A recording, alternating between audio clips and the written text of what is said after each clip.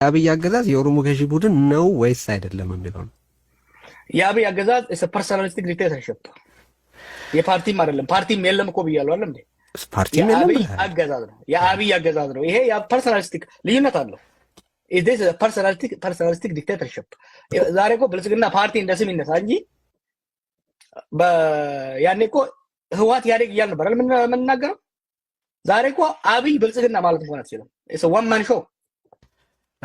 አብይ በአሁን ወቅት በመንግስት ውስጥ ያለው ስልጣን መለስ ዜናዊ አልነበረውም ትላል፣ ኃይለ ሥላሴ አልነበራቸውም ትላል። የላቸውም ብለህ እንደተናገርክ በአንድ ቦታ አይቻሉ። ግን ሪስፖንሲብሊ ተጠቅመውበታል ልትል ካልሆነ በስተቀር መለስ ዜናዊም ሆነ መንግስቱ ኃይለ ማርያም ወይም ቀዳማዊ ኃይለ ሥላሴ በአብይ ልክ ስልጣን አልነበራቸውም ብለህ እንዴት ልትክድ ትችላለህ? ኮንሰንትሬሽን ኦፍ ፓወር ነው እያወራ ያለሁት። ያ ፓወሩ ኮንሰንትሬት ያው ኃይለ ሥላሴ ራሱ ስዩም እግዚአብሔር ይባላል አይደል? በዛ ጊዜ ክራውን ካውንስል ነበረው። በዛ ጊዜ ኮንሰልቴሽን ነበረው። የመለስማ ለየት ያለ እኮ ነው። መለስ ብልጽግናም ሸንጎ አለው። የመለስን እኮ ከወሰድከው መለስ ዋን አሞንግ ዘ ኢኳል ግን ዋን አሞንግ እነ ስዩም አሉ። እነስዬ ደግሞ እነሱ ሳይወጡማ በተለይ ከዛ ሌሎቹ ይፈን አዲሱ አሉ እንበረከቱ አሉ። ዛሬ እንደዛ አይነት ነገር የለም። መጽሐፍ ላይ ምን ብለሃል መሰለህ ጃዋር? ከ93 በኋላ ስልጣን በመለስ ዙሪያ በመከማቸቱና መለስ ወደ ግለሰባዊ አምባገነንነት በመፍጠሩ ምክንያት ትግሉን ከመለስ ጋር ማቆራኘት በጣም ይቀል ነበር ብለሃል። ሶ መጽሐፉ ላይ ኦልሬዲ said that ያ በመለስ ጊዜ የነበረው ነገር ፐርሶናሊስቲክ ማለት የግለሰባዊ አምባገነንነት ሰፍነው ነበር ትጠቅሳለህ። አሁንም እኔ ይህን ጥያቄ እያነሳሁ ያለሁበት ምክንያት ከዚህ ይወጣለው የመጨረሻ ጥያቄ ነው።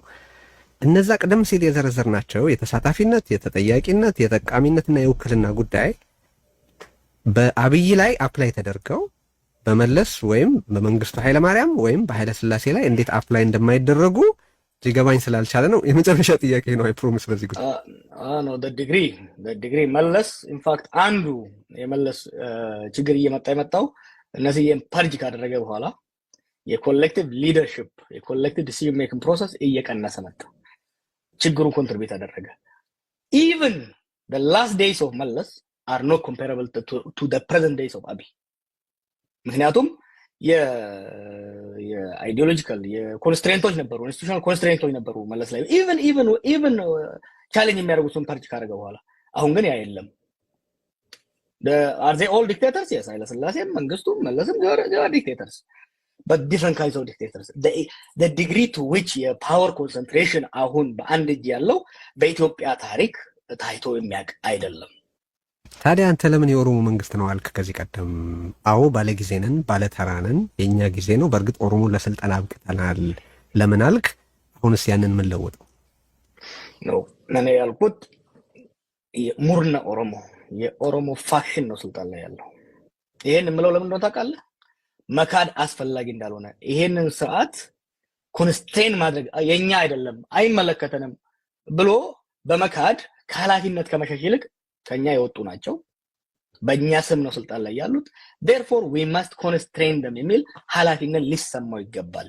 ይሄ የኃላፊነት ስሜት በኦሮሞ ልሂቅ በተለይ በኦሮሞ ልሂቅ ሊሰማ እንደሚገባ ካስታወስክ ምን ነበር የነበረው? በተለይ እኔ በእስር ቤት እያለሁ ኮምፕሊትሊ አብይ ከአማራ ፖለቲካዊ ኃይሎች ጋር አላያንስ በመፍጠሩ የተነሳ ኮምፕሊትሊ እሱን ዲስኦውን በማድረግ ከኃላፊነት ለመሸሽ የሚደረግ ሙከራ ነበረ። ያ ትክክል አይደለም። ምንም እንኳን እኛ ባንወደውም ምንም እንኳን እኛም ባይወክልም በእኛ ስም ነው ስልጣን ላይ ያለው። ኮንስትሬን ማድረግ ኃላፊነት አለብን ማለት ነው። እሺ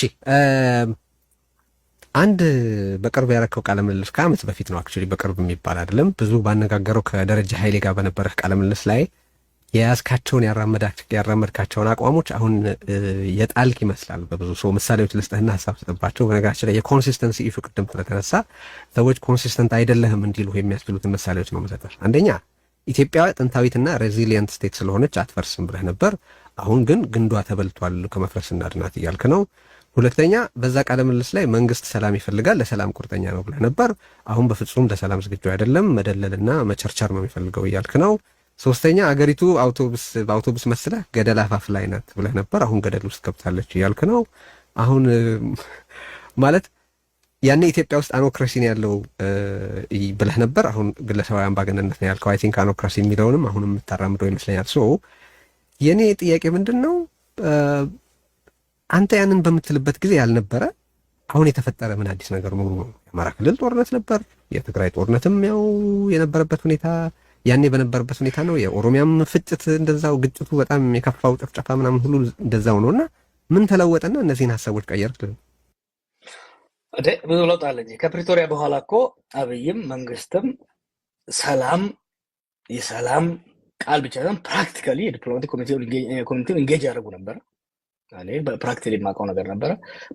በተቻለ መጠን ነገሮችን በሰላም የመፍታት ፍላጎታቸው ይታይ ነበር። ነገር ግን በተለይ ደግሞ የአይኤምኤፍን ስምምነት ከፈረሙ በኋላ የነበረችውን ተስፋ አሟጣው ነው የሄዱት። ከዚህ አንጻር የዛ ጊዜ ከደረጀ ጋር ስንናገር ትዝ ካለህ አንድ ነገር ያልኩህ ነገር አለ። በፕሮቨርብ አለ በኦሮሞ ውስጥ አባብለህ ዋሽተህ ማስታረቅ ይሻልሃል አባብለህ ዋሽተህ ከምታጣላ። የዛ ጊዜ የነበረ ነገር ያኔ እየዋሸ ነበር። በተወሰነ ደረጃ ማባበል ነበረብኝ። ምክንያቱም ይሄ this is the problem እኮ ሰዎች እኮ የምትለውን እያልክ እንደሆነ እንዳያስቡ የሚያደርጋቸው እኮ no it's not a problem because ለምሳሌ ጥያቄ ሲጠይቀኝ ነበረ ዲቴል ማወቅ ፈልጎ ነበረ ስለ ታንዛኒያ ስለሆነ why should I tell details? ምክንያቱም አለመናገር አንድ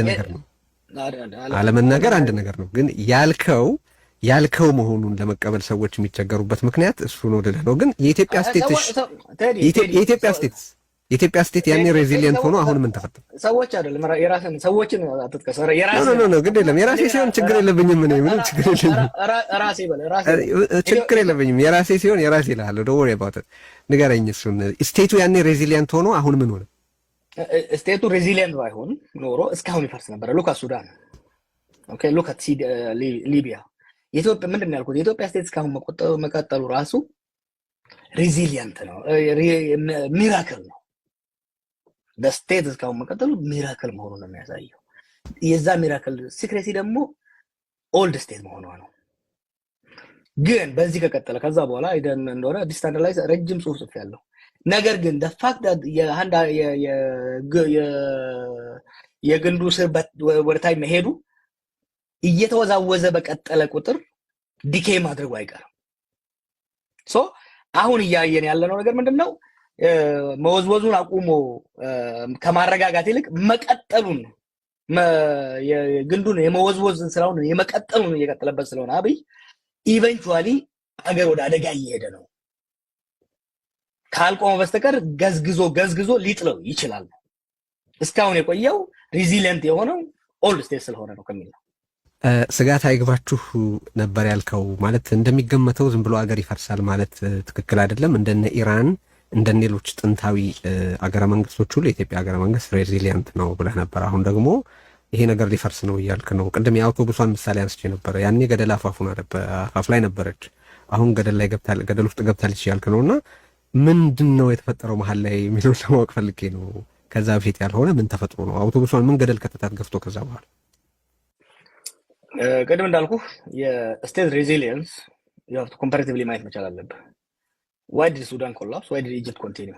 ሴም ሪቮሉሽን ነው። ግብጽ ያላት ነገር ከሊቢያ የሌላት ምንድን ነው? ኮምፓሬቲቭሊ ማየት መቻል አለብህ። ከሱዳን ጋር ኮምፓሬቲቭሊ ማየት መቻል አለብህ። ከዚህ አንጻር ስታየው አንዱ የስቴት ሬዚሊየንስ ማሳያ የስቴት ኤጅ እድሜው ረጅም የሆነ ስቴት ሮበስት የሆነ ቢሮክራቲክ ስትራክቸር አለው። ነገር ግን ኢቭን ሮበስት የሆነ እንደ ሲሪያ ለምሳሌ ሲሪያ አን ኦልድ ስቴት አይደለም። ኮንቲኒስ ለ14 ዓመት የቆየው ጦርነት እንደ ሊቢያ አልበታተናትም ኢዝሊ። ግን ከ14 ዓመት በኋላ አሁን ያለበትን ሁኔታ ተመልከተው። ሶ እኔ እያልኩ ያለሁት ኢትዮጵያ ሬዚሊየንት በመሆኗ እስካሁን ቆይታለች። አምና ላይ አብይ አትሊስት ወደ ቀልቡ የመመለስ አዝማሚያ ያሳይቶ ነበረ ፕሪቶሪያን ስምምነት በመፈረም እና ያንን ኢምፕሊመንት ለማድረግ የሄደበት አካሄድ። አሁን ግን እያየን ያለነው በተለይ ደግሞ የዲፕሎማቲክ ፕሬሸሩ ዶሜስቲክ ፕሬሸሩ እየቀነሰ ሲሄድ ጦረኝነቱን እየቀጠለበት የሚሄድ ከሆነ ኢኮኖሚውንም ሴኩሪቲንም እያዳከመ ስለሚሄድ ፕሮሎንግድ የሆነው ክራይሲስ የሀገሪቷን ስረ መሰረት እያዳከመ ይሄዳል። አጀብነ ወሎ የፍቅር ሀገር ከተገኘማ ካንቺ ነው